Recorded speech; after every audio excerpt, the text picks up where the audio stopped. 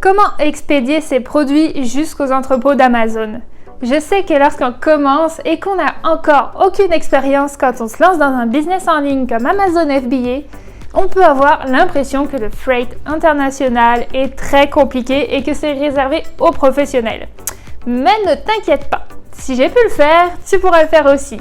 Il faudra que tu apprennes certains termes et jargons du transport, mais en soi, une fois bien averti, tu pourras faire acheminer sereinement cette marchandise jusqu'aux entrepôts d'Amazon. C'est pourquoi aujourd'hui je te présente cette vidéo pour pouvoir comprendre et réussir à envoyer tes produits jusqu'à Amazon. A tout de suite après ce petit générique.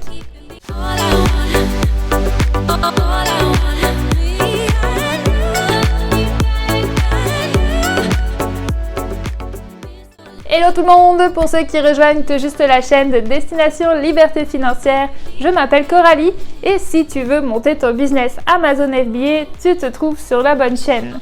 Mon but est d'aider les gens dans leur processus pour commencer à se lancer et faire grandir son e-commerce sur Amazon.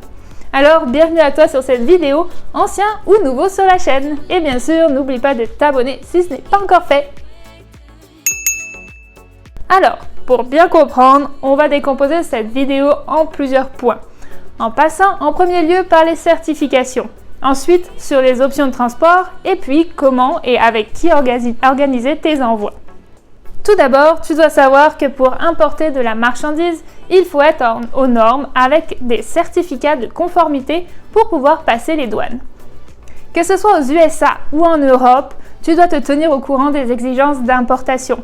Pour les USA, certains produits auront besoin d'une certification FDA pour tout ce qui touche à la peau, la nourriture, tout ce qui pourrait toucher la santé sur l'être humain en fait.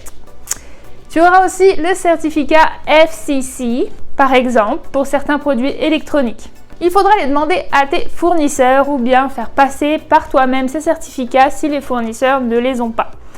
Mais là, je ne vous cache pas que là, la procédure est assez compliquée. J'en ai déjà parlé dans une autre de mes vidéos, mais ce n'est pas le genre de produit avec lequel il est le mieux de commencer. Il y a beaucoup d'autres catégories et styles de produits facilement importables sans ce genre de tracas. Après, si tous les documents sont en ordre et que vous avez un bon transitaire, oui, pourquoi pas. Mais je ne le recommande pas en tant que premier produit en fait. Ensuite, en France, vous allez devoir demander un numéro EORI pour tout ce qui est importation Europe et bien sûr, la plupart du temps, la certification CE. Passons au second point. Tu vas avoir le choix de plusieurs moyens de transport. Donc soit par voie aérienne, qui sera donc le fret aérien, ou par bateau, donc le fret maritime. Avec le fret aérien, tu as deux choix, Air Express ou Air Cargo. Air Express est effectué par les compagnies qu'on connaît tous comme UPS, FedEx ou encore DHL. Ce sera la solution la plus rapide pour toi, mais pas la plus économique.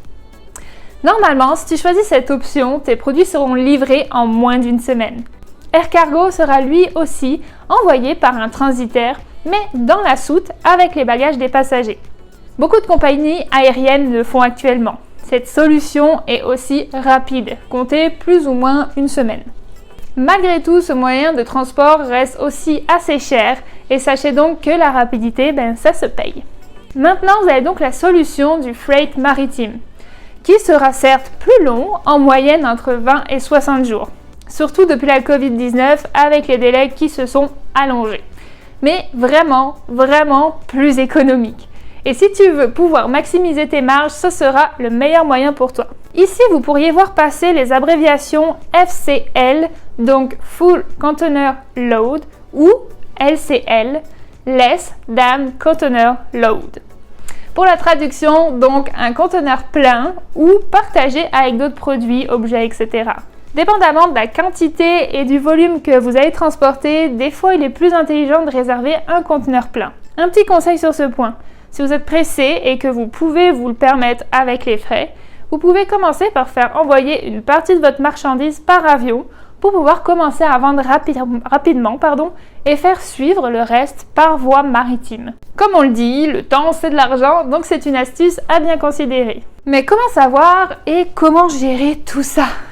Ne t'inquiète pas, je t'en parle juste après. En attendant, si cette vidéo te plaît, n'oublie pas de cliquer sur le bouton j'aime et de t'abonner. Donc comment organiser tout ça? Déjà, tu ne le feras pas seul, surtout pour un débutant. Il faut faire affaire avec des professionnels pour qui c'est le métier. Tu n'es pas un spécialiste transitaire, je ne le suis pas non plus, et c'est pourquoi les freight forwarders existent. Donc maintenant, tu auras encore des choix. Maintenant que tu as compris quel style de transport s'offre à toi, tu auras la première option. Faire affaire directement avec ton fournisseur. Parce que oui, la plupart d'entre eux offrent le service d'envoi. Par contre, ici, tu te rajouteras un intermédiaire entre toi et le transporteur. Donc, souvent, les fournisseurs se prennent aussi une part en plus et tu risques de payer un petit peu plus cher que le prix réel. Par contre, je t'avoue que c'est la solution la plus facile et la plus tranquille. Car là, tu n'auras qu'à choisir ton Incoterm. Donc, en DDP, qui est Delivery Duty Paid, donc frais de douane inclus, ou DDU, Delivery Duty Unpaid, donc frais de douane non inclus. Et c'est tout! Je vous conseille vivement de passer en DDP, car comme ça, tu n'auras pas de paperasse à gérer, pas de facture surprise quelques semaines plus tard, après l'arrivée de ta marchandise. Sinon, tu as la deuxième option, faire affaire avec un transitaire directement ou un freight forwarder. Ils auront souvent de meilleurs tarifs. Tu auras plus de contrôle sur la cargaison et une meilleure communication. Car oui, dans ce cas-là, ce dernier point est hyper important. En plus, personnellement, le mien se met même en contact avec mon fournisseur et il s'arrange après entre eux pour les petits détails. Mon freight forwarder m'aide énormément et me renseigne aussi dès que j'ai des doutes au niveau des certifications, etc. Ils peuvent vous aider à obtenir les meilleurs prix possibles et vous faire économiser du temps et de l'argent. Donc, ce que tu auras à faire ne sera plus que de trouver ce transitaire. Pour ça, tu peux te rapprocher par exemple de Kima ou AQF ou encore FBA Achiever pour ceux que j'utilise. Et d'ailleurs, je te mets juste ici la vidéo que j'ai réalisée sur mon transitaire.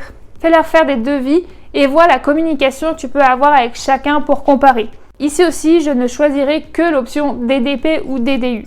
Donc, demande à ton transitaire d'aller chercher ta marchandise chez ton fournisseur en leur donnant simplement l'adresse et d'organiser l'envoi jusqu'aux entrepôts d'Amazon pour toi en DDP. Côté fournisseur, il faudra leur demander un Incoterm EXW, donc Ex-Work. Donc, en gros, déposé à la porte de leur entrepôt. Ceci définira seulement à partir de quel moment la marchandise change de main entre fournisseur et acheteur. Tu auras le choix aussi de choisir l'Incoterm FOB, donc Free on Board. Donc en fait ici ton fournisseur dépose ta marchandise sur le bateau avant que ton freight forwarder en prenne la relève. Petite astuce, pour bien te rendre compte des prix et des options que tu peux avoir, demande une cotation bateau et avion.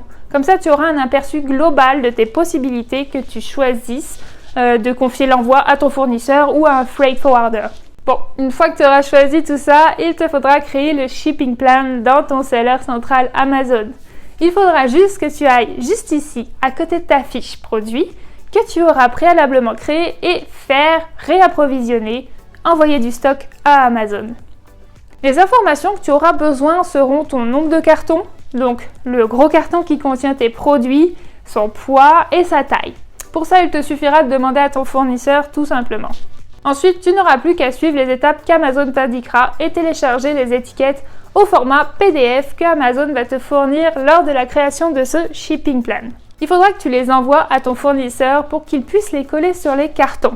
Attention, sur les gros cartons appelés aussi master carton, pas sur chaque packaging ou boîte produit unitaire. Mais je pourrais faire un tutoriel là-dessus pour te montrer directement sur mon écran. Dis-moi en commentaire si ça t'intéresse, je pourrais en poster une prochainement. Et ensuite, eh bien, tu attends, et c'est tout. Pour la partie shipping.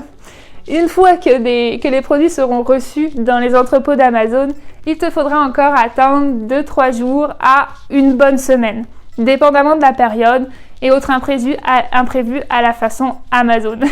Mais rien d'alarmant à attendre une semaine avant que tes produits soient disponibles à la vente, ne t'inquiète pas. J'espère que cette vidéo t'a plu et a pu t'éclairer sur le sujet. Et sur ce, n'oublie pas de t'abonner, de mettre un pouce en l'air et de laisser un petit commentaire. Ça fait toujours plaisir et n'hésite pas à y poser toutes tes questions. Cela encourage beaucoup mon travail et merci à tous ceux qui me suivent déjà. À bientôt à toute la communauté québécoise, française et tout simplement francophone du monde entier. On lâche rien. Ciao, ciao!